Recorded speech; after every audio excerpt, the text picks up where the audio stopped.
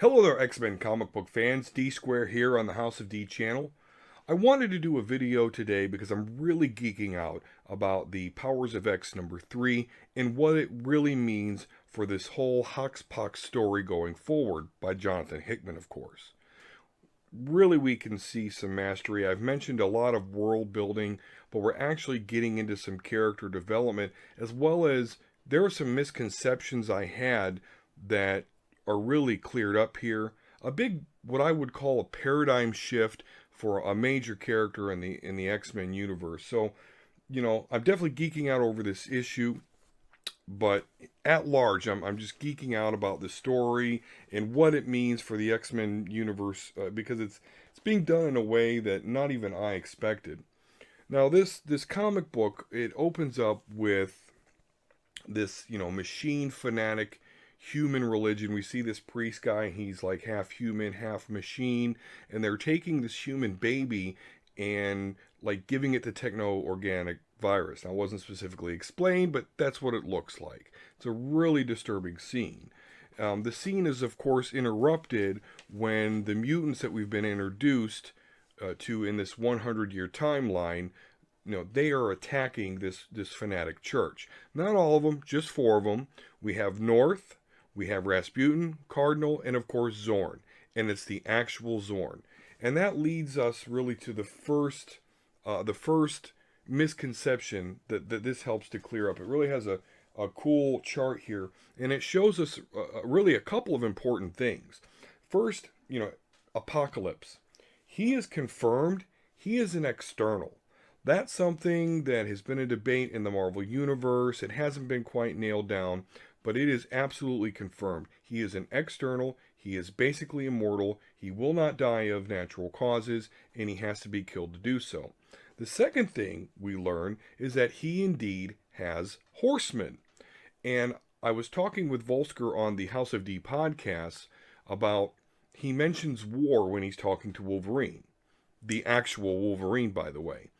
Wolverine, James Howlett, pure blood mutant. So I thought all of these mutants that we'd been introduced were Sinister's chimeras.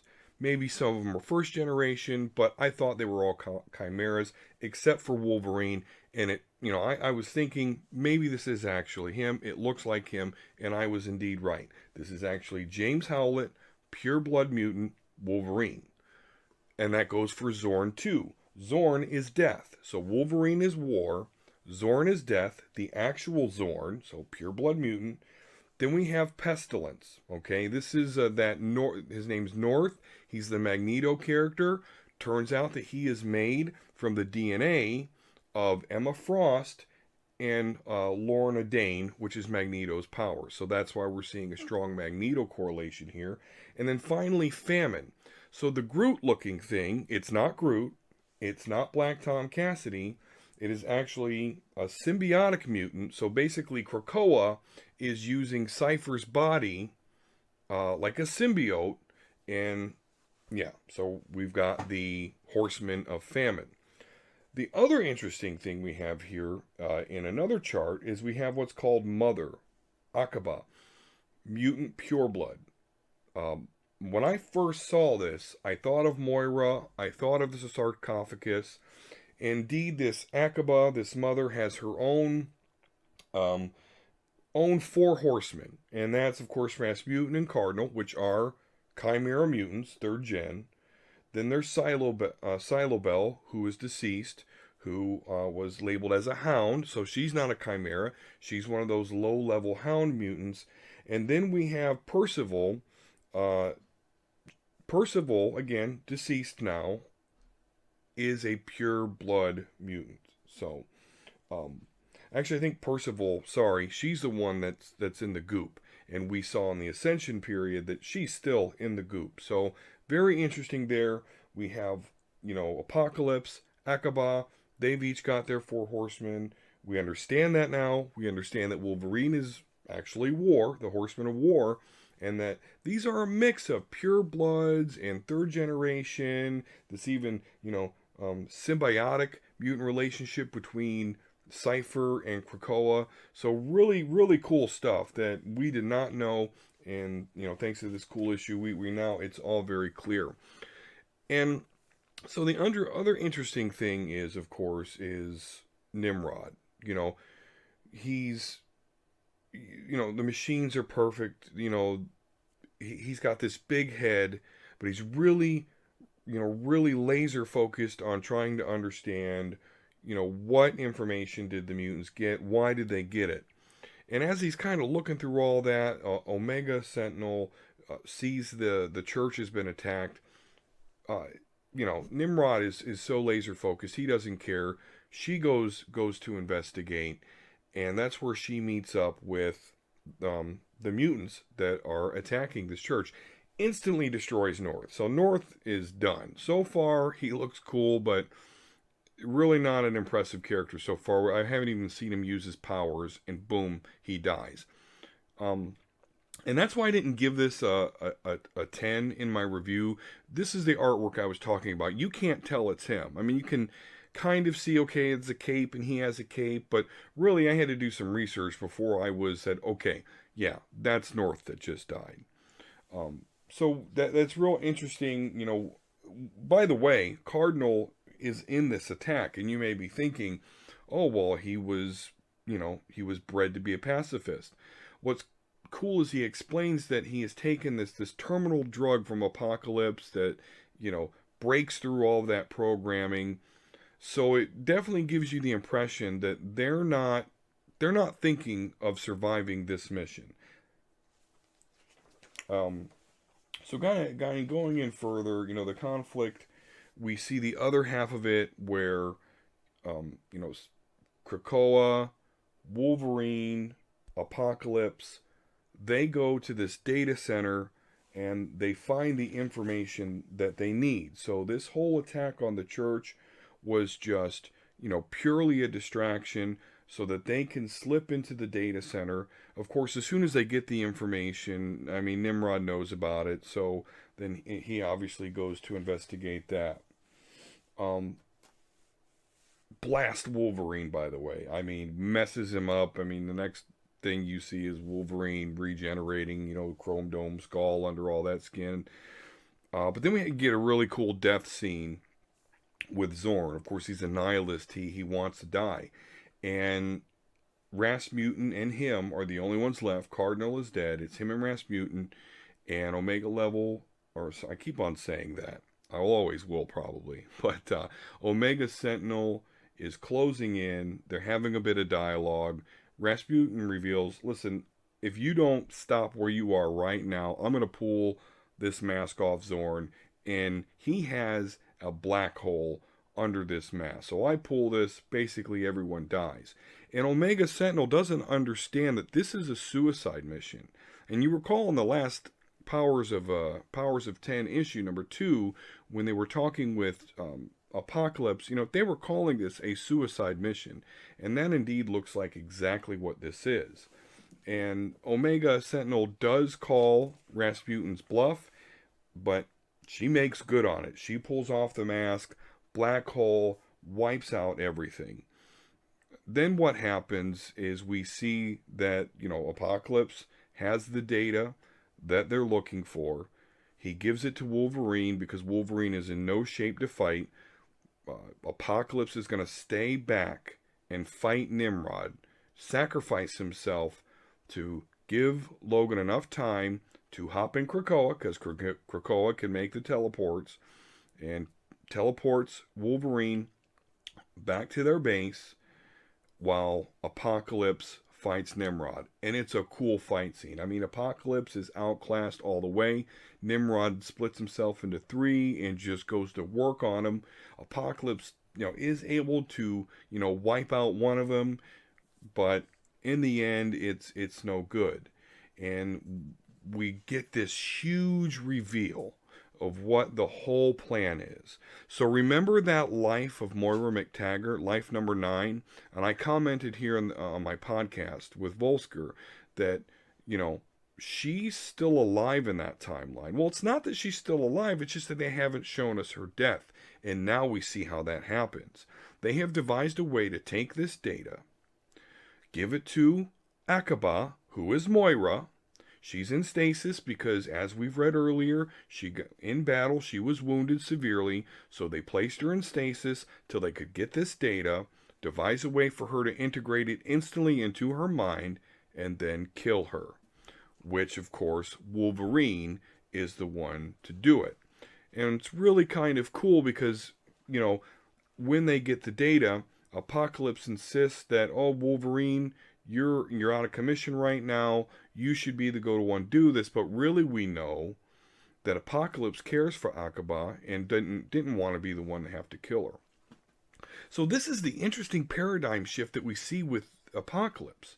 Now, I've been reading and enjoying X-Men for over 30 years now, and Apocalypse is always a villain. Recall the Age of Apocalypse, that event, and many others where he is a down-and-out villain. But here he is, sacrificing himself, helping the mutants to defeat the machines. So, if this storyline all gets resolved, it's because of Apocalypse's actions. Apocalypse is being a de facto savior here, which is a weird thing to realize. And then I think about it even more when I think, really, there's three main philosophies that we've seen in the X-Men universe. That's Xavier, of course, with coexistence, Magneto with his superiority, the dominance, and then there's Apocalypse, who just says, hey, whoever's strongest is going to survive. And we see that he's not exactly wrong, because through all the lives of Moira, we see that the machines always come for the mutants. And indeed, it is the strong mutants that survive, and it's Apocalypse and his crew that are going to supply Moira with this data. This data, of course, is how and when Nimrod came online. So she's going to carry that into her 10th life. Now, here's the interesting thing is, I assumed that the year 100, that was all in the 10th life, but it wasn't. So, I also assumed that the fourth block of time, the Ascension, the 1,000-year time period, I thought that was in Moira's 10th life as well. But according to the huge reveal in this book, as they reveal Apocalypse and his crew's plan, we see that it is some of this stuff, the 100-year stuff, is in her 9th life. So will we see Cardinal or Rasputin or any of these characters again? Is this the end, and will we get a new beginning with this 10th life? I now understand why, Professor X and Magneto, that why are they acting? Why is the pod people? Why is this going on? It's because they have the knowledge of all of this. They have the knowledge of what Mr. Sinister did, the Chimera mutants, how Nimrod is going to take over. They are now acting with all this knowledge that they didn't have before. So that sheds a lot of light on the darkness that has been happening with the House of X. And we've seen with, I thought, and maybe this is still true, but I thought at some point Professor X was the maker. And we now see why he's just acting this strange, because they are living, with this knowledge. But what could also be the case here is, there was timelines, several of them at this point, of Moira's life. And one of those had a schism between Moira, Charles Xavier, and Magneto.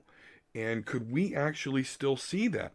This is only the 5th book out of a 12-book series. So my mind wants to assume that the story that we've followed so far with the 10-year timeline is the most recent one. But now, I'm not convinced of that at all. Everything really is still up in the air. We really have no definitive way to know which parts of the story are in which of Moira's life. This is just crazy. But now we see the genius, not now, but this really accentuates the genius of Jonathan Hickman, where he has now created this.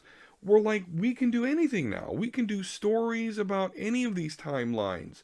So I just can't wait to see how this all ends. This is just really so intriguing. And not only has this series shaken up the X-Men and potentially the Marvel Universe, but then it shakes up within itself. Hickman's writing is such that I'm having these predictions thinking I'm knowing how it's going to go, thinking I'm at least knowing what part of the timeline, which Moira life is this happening in, and all of those expectations are being shattered. This has truly got to be one of the best comic book events to ever happen. I know there's a lot of cool stuff out there, but this is really, really game changing. I've never had a favorite writer beyond Chris Claremont before. I always figured that was just my bias with the X-Men. But, Jonathan Hickman is, just what he's doing just impresses me so much that I now have an absolute favorite writer. His name is Jonathan Hickman, and Hickman I trust. So that's it. I'm just geeking out about this bad boy, geeking out about the House of X, the Powers of 10, can't wait to get to the Dawn of X, to see how this all resolved. But we still have a lot of issues and story to go before this all resolves. It's been a heck of a ride, and I think it's only going to get better. So make sure you stay tuned here to the House of D channel. Certainly, I don't go into in-depth in all these issues, but I do review all these issues. And then I do have a podcast with my brother Volsker, the House of D podcast here on YouTube that you can always catch, where we do, spoiler-free discussions. I, as a nerd, explain things to my brother who is a newbie or a normie.